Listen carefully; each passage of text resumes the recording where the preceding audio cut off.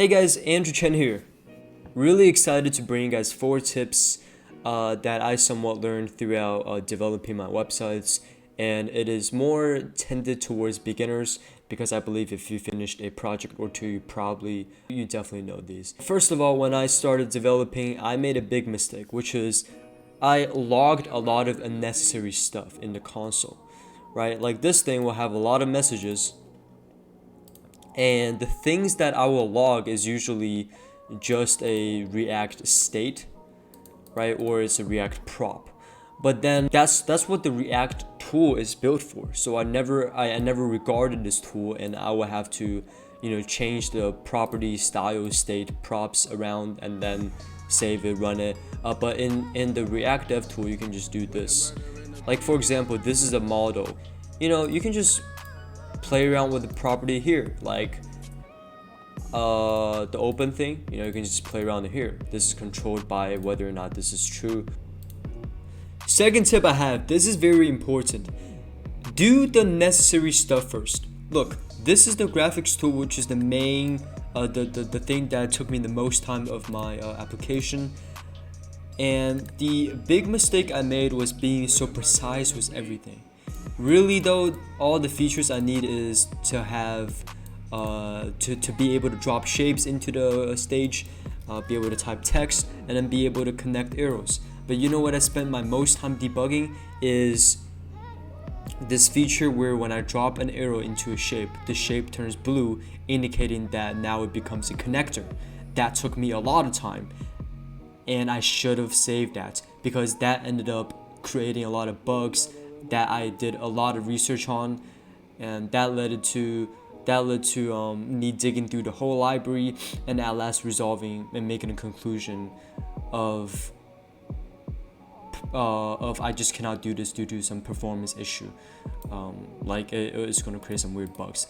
But if I would have just created the necessary stuff first, I perhaps would have still been stuck on this a little bit.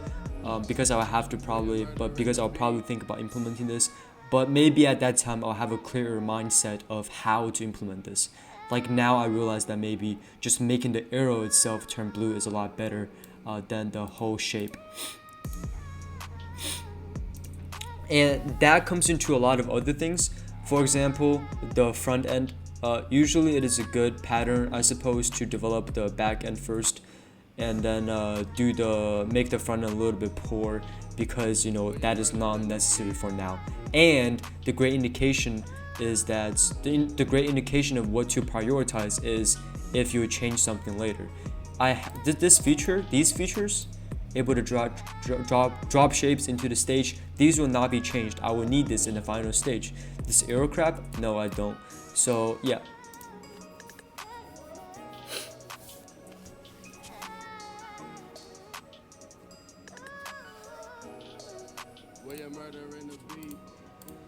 The number 3 tip I have for you is really been working for me, and that is to start writing new application and writing new code based on an old app that you have.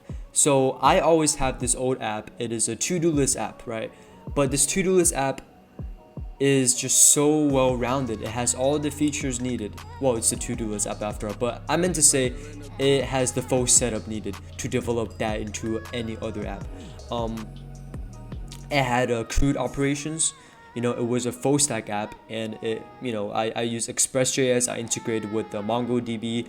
I had a backend API. The backend API had the basic CRUD operations API. I had a Redux setup for a simple, stupid little to-do list app. I had a Redux setup, but that comes into great use, and it's really easy if I have to turn that into a bigger app like this one. The only difference I see between this application and the to-do list application that I don't have open right now is the main objects are different. This, instead of these roadmap objects, these roadmap cards, the to-do list app has to-do list items, but the operations are the same.